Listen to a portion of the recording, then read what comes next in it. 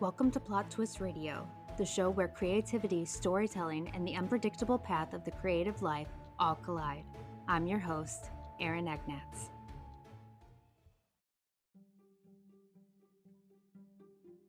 There's something powerful about the moment a writer realizes that the story they've been searching for doesn't exist yet, so they decide to create it themselves. Today on Plot Twist Radio, I'm joined by young adult author Grace Ogden, who did exactly that. From writing her first book at just 16 to navigating the realities of self-publishing, Grace has built her storytelling journey on instinct, resilience, and a deep understanding of what it means to grow through hard moments. We dive into her debut novel, Gilded Evils, a dystopian story centered around flawed choices, moral gray areas, and the consequences that follow. We also talk about her upcoming project, Curse of Saviors, a post-apocalyptic fantasy exploring power, pressure, and what happens when the people meant to save the world begin to break under it. This is a conversation about writing without fear, embracing imperfection, and telling the stories you wish existed.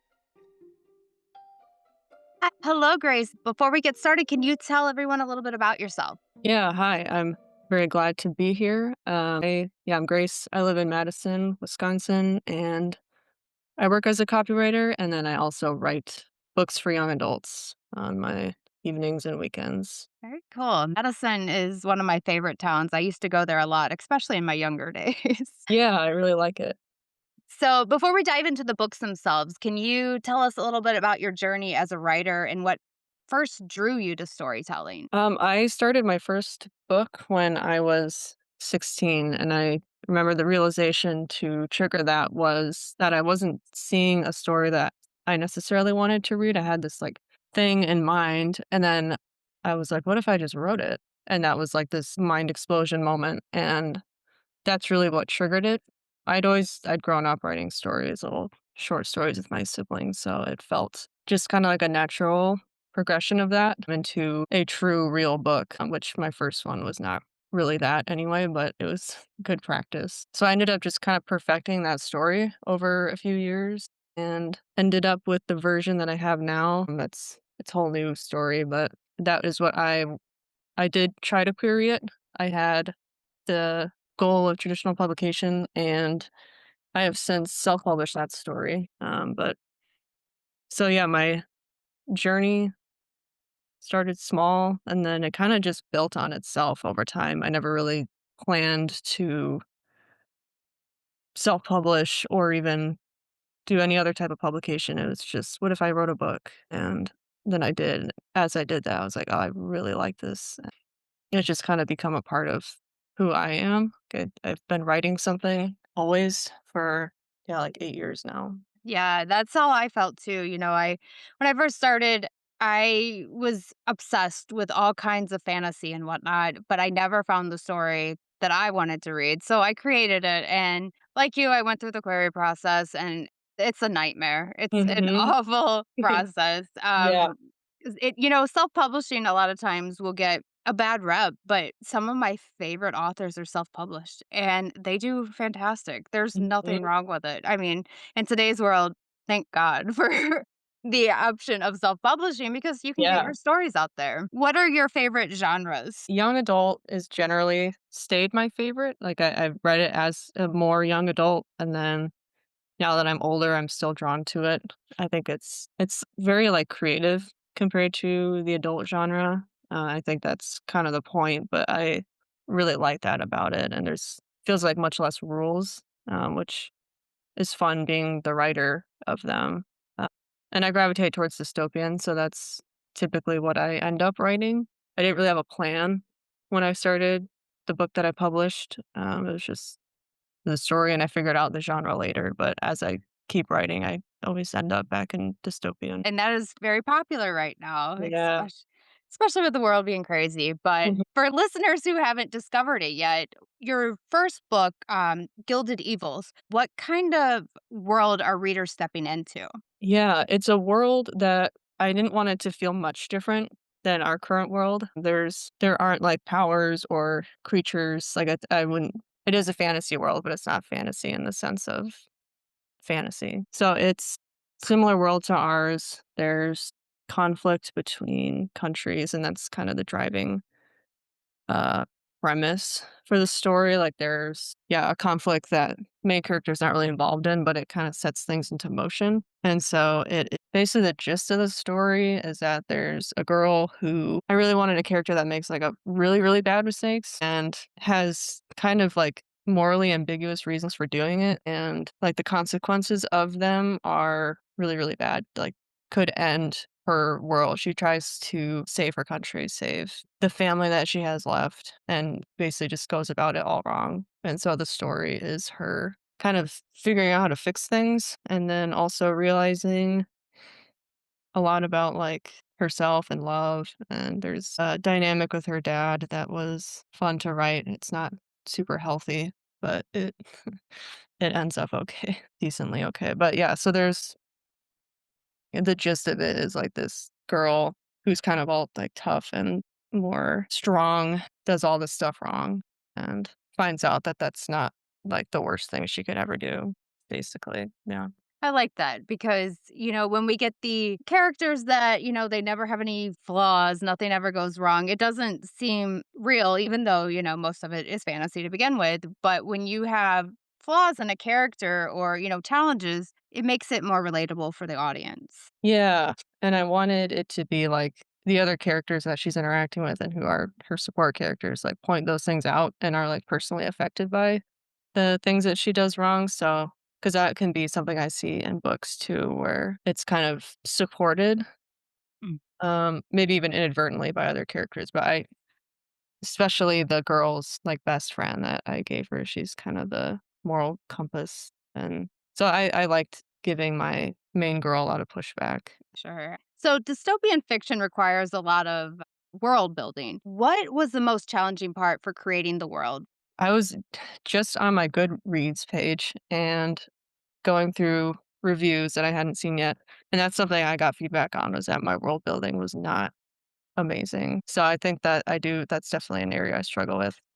I think especially because it's dystopian, so I don't wanna get right into the problem, but people were saying, like, I wanted to know more about the setting. I think I've gotten better with that, especially with my book I'm working on now. It's more of a, like, traditional fantasy where the world is a big part of the story, but I think in general, what I did with my currently published book that strengthened the world building, so it took it from probably nothing to something, at least. I tried to just focus on the history of the place, of the made up country and like weave that in everywhere I could and have the character, the main girl, interact with the history in some sense or know things about her history. So in my story, her father they live on like an island country, is what I designed it as. And he comes from the people who were originally there, kind of weaving that in, like her relation to the people who were the very first ones there and like what that history was like. And so I use that to like, how did the world change from when it first began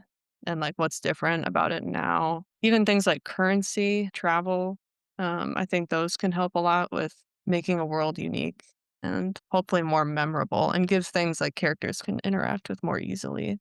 I really appreciate like a subtle world build, and I think that's where I need to improve upon. I think I was going too subtle with my published book, so I've been working on that because I've also been in a writer's, workshop working on my current novel, and that was helpful feedback too that I got were ways I could build a world.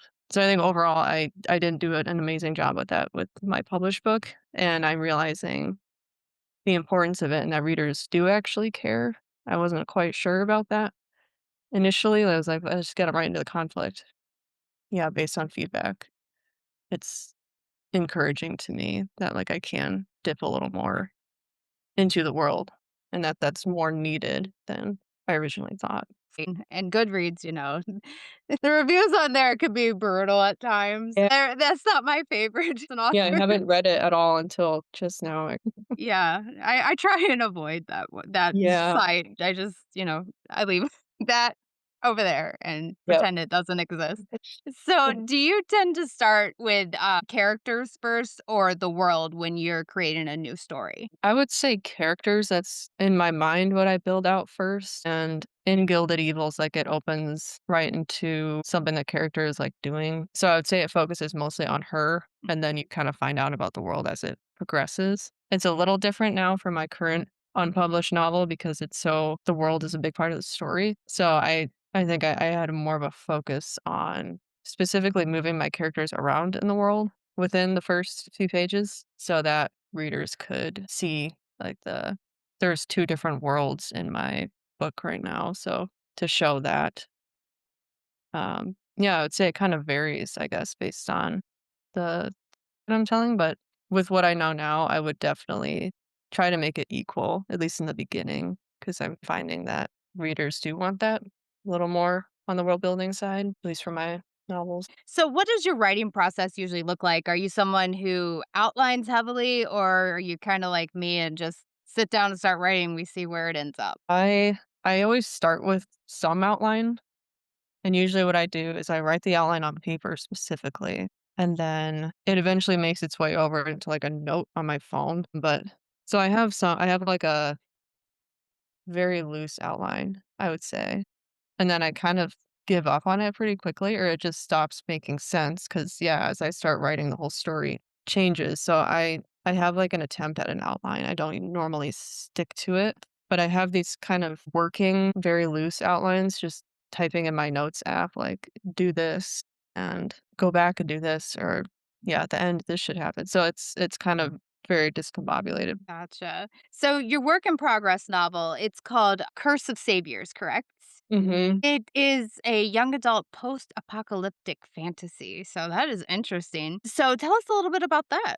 Yeah, it is I just finished the first draft, I guess a few months ago, but and I had a log line made for it, which I've forgotten, but it's a dual POV, so it's 2, teenagers, and they're the saviors. They're in a world without, um, water or anything to create, like, electricity, basically. One of them has, like, water as a power, and then the other one has, magma. So they're kind of in this position of royalty where they're keeping the world alive. There's a world above the surface and a world below the surface. And basically, they kind of just discover a lot of corruption. I love having like a rebellion in my stories. So there's another rebellion that they find out maybe has the right idea about things. And I really like my main girl character. There's a girl and a boy, but what I explored with her was a character kind of losing their mind under intense pressure. So a lot of the story is like how these two different characters like change in response to the pressure that they face once they become an official like savior for their worlds. And it doesn't really end well. And that's the first time I've done that in a story, like had kind of a more negative ending, but it seemed to work. So, you said that you just finished your first draft. When it comes to revisions, what does that look like for you? Are you more of like a big structural change or more of a line by line polishing type? I would say, like, right now, I'm in the line by line stage for sure, where I am pretty much rewriting everything, especially the first few chapters. I think I'm about a third of the way through for draft 2, and I'm rewriting a lot more than I thought I would, but, um that's usually what draft 2 is for me, is, like, almost a full rewrite of everything, and from there, it goes more into structure, I would say, where I start looking more at, like, scene by scene and how they connect and, like, what ones actually are adding to the story and what ones I just had in there and maybe they can go. So that's where structure comes in, I'd say, like, draft 3 and 4, and then once I'm happy with that, and then, that's when I start doing more, like, copy editing, like, really going line by line looking for errors and stuff. And yeah, then I pass it to someone to read it for me and then make more edits. Gotcha. So, are there any writers or books that had a major influence on your storytelling process? I would say I read On Writing by Stephen King. I had to in college and I'm glad I did. It was helpful. I would say though I generally try to like not have any outside noise in a sense where I just write and then like I know there's like Save the Cat and all those type of things. A lot of books like have that I've had to read have been helpful in a way. So specifically on writing. But generally I kind of like to just get the story out and then refine it based on like that's at the point where I feel like I can kind of take in advice. And so that's kind of when I apply the stuff. that I read, but I can't think of a specific book, I guess, besides on writing and some other ones I read in school about just like writing fiction and maybe just like the structure of stories has been helpful for me, like Hero's Journey. But I kind of do the same thing where I apply it to like a draft three, even just so I can kind of like vomit everything out and then start sharpening it. So, young adult fiction often reaches readers at a really formidable time in their lives. That was easy for me to say. Is there something you hope young readers take away from your stories? I hope they take away that you can go through something really hard and be okay. That was actually pretty much my whole goal with writing like Gilded Evils was I was going through a really hard time myself and I wanted to put someone else through an even harder time and see how they came through it. And a lot of Gilded Evils is about making mistakes, which can seem kind of like trite or cliche, but the level of the mistakes is like it's forgiveness is not really on the table, but it's given anyway. And just so that idea of like you can do hard things. And I think as a young adult, you're making a lot of mistakes just from lack of experience with life. And I would like readers to take away that that is okay and that they're loved anyway by a lot of people. So, for aspiring writers who are working on their first novel right now, what is one piece of advice you wish someone would have given you? I think it was advice that I had even heard, but I didn't take it to heart. And it was that, like, it doesn't have to be good. Like, your first draft doesn't have to be good. It almost shouldn't be good. Like, that, I think that's where I got the most hung up, either physically not writing or feeling like a bad writer was because I was thinking my first draft needed to be like ready for publication, comparing it to books that have been published and especially traditional publication where they have all these proofreaders and editors and developmental edits done that make things just seem tighter. But that is something that I wish I almost knew in more detail. And then I also wish that I myself had actually taken it to heart because it almost felt like not holding myself to a high enough standard if I believed that. But in reality, it was just slowing me down and making writing like not fun and more scary than it needed to be. Yes, yes, for sure. So, where can the listeners find you? I am on Instagram. My handle is writer period Grace Josephine. My book is on Amazon, Gilded Evils, and it lives there for now. I'm hoping to get it maybe in local bookstores in Madison, but yeah, for now, Amazon. Very cool. And I'll make sure that the links are in the show notes for everyone. Thank you so much for joining me today, Grace. Yeah, thank you. This was really fun. I love how honest she is about the writing process. From messy first drafts to rewriting entire chapters to learning how to balance character and world building. Grace reminds us that storytelling isn't about getting it perfect the first time, it's about showing up and doing the work anyway. And I think one of the biggest takeaways from this episode is something every writer, and honestly every person, needs to hear. You're allowed to make mistakes, you're allowed to grow through them.